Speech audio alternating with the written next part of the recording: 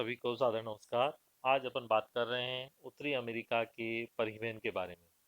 उत्तरी अमेरिका में अधिकांश क्षेत्रों में परिवहन का बहुत अच्छा विकास हुआ है। और उत्तरी अमेरिका विश्व का सबसे विकसित और विश्व का नंबर वन कंट्री भी है, क्योंकि चाइना को भी इसने पीछे छोड़ दिया है। तो अमेरिका विश्व का सबसे शक्तिशाली देश भी है, सबसे विकसित देश भी है। तो यहाँ परिवहन का भी विकास बहुत अच्छा हुआ है। कनाडा के क्षेत्रों में भी परिवहन का विकास बहुत अच्छा हुआ है।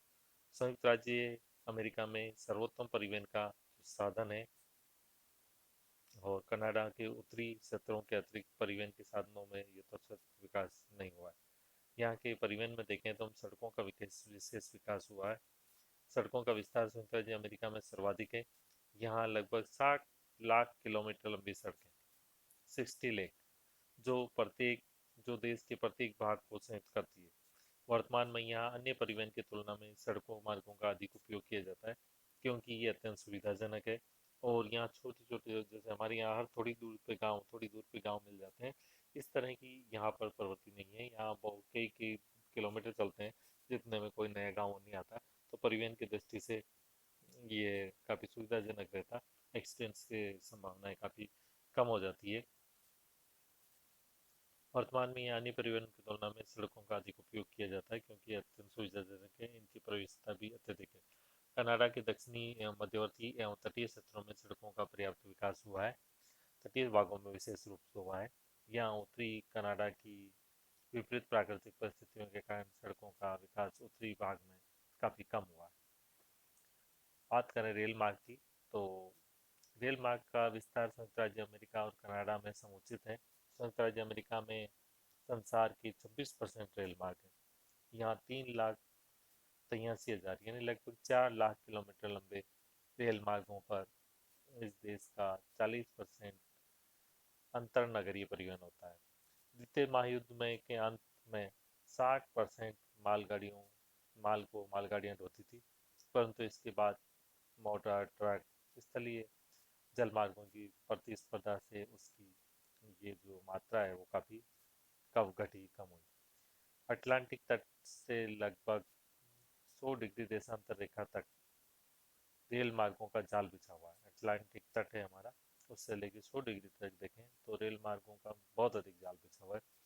और उसके बाद आप जानते हो कि रॉकी पर्वत का विस्तार हो जाता है। इस कारण रेल मार्गों के जाल में कमी आई है। बाकी जो पूर्वी भाग है अमेरिका का, 100 डिग्री देशांतर तक की रेखा तक का, वहाँ बहुत अधिक इसका रेल मार्गों का विकास हुआ है। संयुक्त राज्य अमेरिका के 80% रेल मार्ग इसी भाग में स्थित है। केवल 20%, आधा अमेरिका में बहुत ज़्यादा है। और आधा अमेरिका जो रॉकीज वाला है उसमें लगभग बहुत कम 20% विकसित है। संयुक्त राज्य अमेरिका में रेल मार्गों का प्रतिरूप अधिकतर रेखीय पैटर्न दिखाई देता है, लाइनर पैटर्न में ज़्यादा विकास हुआ है। उत्तरी अमेरिका में पहले रेल मार्ग बने हुए थे और बाद में बस्तियां और उनके सारे सारे स्थापित होते गए। मिसिसिपी घाटी के पार पश्चिम की ओर को रेल मार्गों के फैलने के कारण ही ऐसा हुआ था कि संयुक्त राज्य अमेरिका और कनाडा प्रेरी मैदानों के उर्वरा प्रदेश में बस्तियां स्थापित हुई। रेल मार्गों को क्रियान्वित रखने और रेल यातायात की गति को तेज रखने के लिए उच्च कोटि की टेक्नोलॉजी का, विशेष सिग्नलिंग विधियों का और दोनों ओर से रेडियो संचार का प्रयोग इस यहाँ किया जाता है। और इसी कारण रेल के जो एक्सीडेंट्स हैं वो भी काफ़ी कम होते हैं। पूर्वी सघन आबादी का प्रदेश है। दोहरा पथ है। 13 पथ का भी रेल मार्ग का निर्माण है यहाँ। तो यहाँ रेल मार्गों का विकास बहुत हुआ है। अपलेशन कोयला क्षेत्रों के चारों ओर कोयला ले जाने वाली भारी गाड़ियों का, भारी यातायात का भी विकास यहाँ पर हुआ है। तो ये अमेरिका में मुख्य रूप से रेलों का विकास हुआ है। और अमेरिका का जो आपका पूर्वी भाग है उसमें रेल मार्गों का विकास बहुत ज़्यादा हुआ है और पश्चिमी भाग में कम। नेक्स्ट अपन देखें तो उत्तरी अमेरिका में सबसे जो लंबा रेल मार्ग है वो है कैनेडियन पैसिफिक रेल मार्ग। कैनेडियन पैसिफिक रेल मार्ग पश्चिम में वैंकूवर से आरंभ होता है और यह पूर्व में हेलिफैक्स तक फैला हुआ है। कनाडा की अधिकांश भूमि हिमाच्छादित है, टुंड्रा वनों, पर्वतीय झीलों और इसी तरह अन्य जो जो फिजिकल फीचर्स हैं उनके कारण अनुपयोगी क्षेत्रों से घिरी है। केवल इसका दक्षिणी भाग ही है वहाँ अधिक रूप से अधिक विकास हुआ है।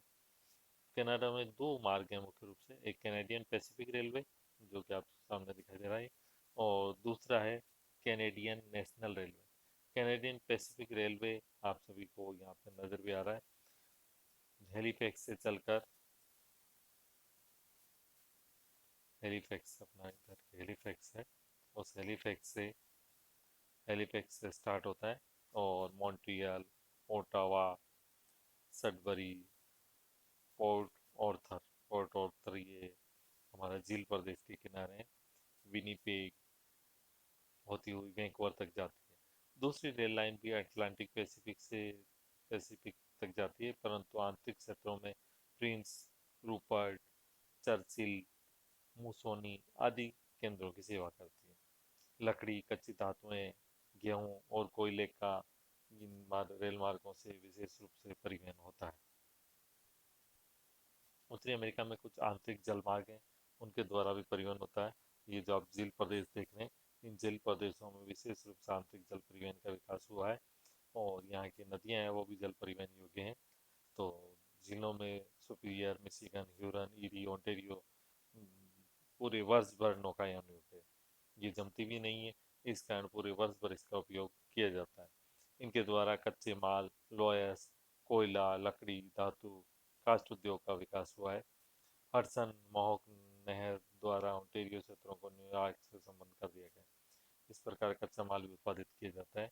मिसिसिपी, मिसौरी, ओहियो इत्यादि नदियां हैं वो भी नौकायन योग्य हैं, तो उन नदियों में भी परिवहन का विकास हुआ है।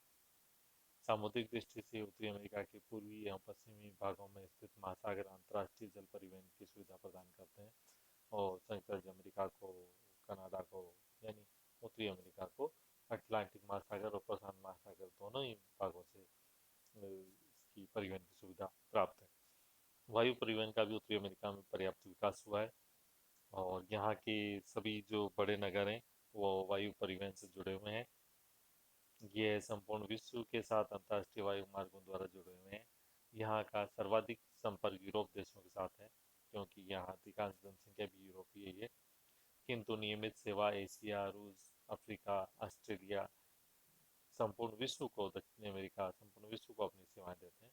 यहाँ के New York, Chicago, San Francisco, Winnipeg, Washington, Portland, Juneau आदि अनेक अंतर्राष्ट्रीय हवाई अड्डे हैं जो संयुक्त राज्य अमेरिका में विश्व की सर्वोत्तम हवाई सेवा का अब डंका बजाते हैं।